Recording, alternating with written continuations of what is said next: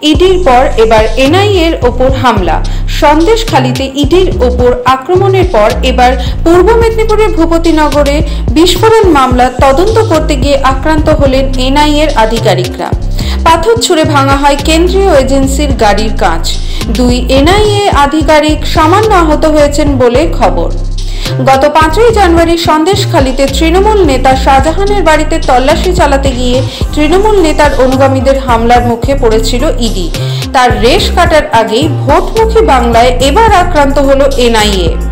এনআইএর দাবি, ভূপতিনগর বিস্ফোরণ মামলায় শনিবার ভোরে একজনকে আটক করে নিয়ে আসার সময় তাদের আধিকারিকদের ওপর কয়েকজন চড়াও হন।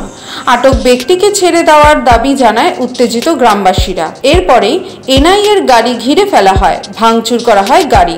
2022 সালের ডিসেম্বর মাসে বিস্ফোরণে কেঁপে উঠেছিল ভূপতিনগর। পূর্ব মেদিনীপুরের ভূপতিনগরের নারুয়াবিলা গ্রামের রাজকুমার মান্নার দোতলা বাড়িতে বিস্ফোরণের ঘটনা ঘটে। তাতে মৃত্যু হয় 3 জনের। ঘটনার পর পুলিশ তদন্ত শুরু করে। আদালতের নির্দেশে সেই বোমা বিস্ফোরণ কাণ্ডের তদন্ত ভার দেওয়া হয়েছিল এনআইএর হাতে। আদালতের নির্দেশ মতোই তারা সেখানে তদন্ত করতে গিয়েছিলেন। তদন্তে গিয়ে হামলার মুখে পড়তে হয় তাদের। বিস্ফোরণ ঘটনার তদন্তে 8 জন তৃণমূল নেতাকে জিজ্ঞাসাবাদের জন্য ডেকে পাঠায় এনআইএ। বিজেপির পক্ষ থেকে শুভেন্দু অধিকারী বাংলার মুখ্যমন্ত্রীকে দায়ী করেছেন। জানিয়ে গেছিল ওরা কেন মধ্যরাত্রে পুলিশকে না জানিয়ে যাচ্ছে? নিয়ম হচ্ছে পুলিশকে, লোকাল পুলিশকে জানিয়ে যাওয়া। তো মধ্যরাতে যদি গ্রামের লোক দেখে হঠাৎ করে কিছু লোক আসছে পুলিশের ড্রেস পরে, তারা কি করে বুঝবে? আর ইলেকশনের আগে কেন অ্যারেস্ট করবে?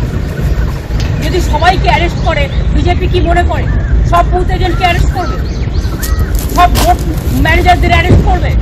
পরে ভোটে জিতবে? শূন্য গুলি ছুটছে। তো কি অধিকার আছে না এর? শুধু বিজেপিকে সাপোর্ট দেওয়ার জন্য বিজেপি নোংরামি খেলা খেলছে, আমরা সারা পৃথিবীতে আওয়াজ। অন্যদিকে এই বিজেপি নেতারাই তৃণমূল কংগ্রেস নেতা কর্মীদের নামের তালিকা দিয়ে আসেন বলে দাবি কুণালের। এই নিয়ে আগে এক্স হ্যান্ডেলে গোটা ঘটনা ফাঁস করেছিলেন তিনি।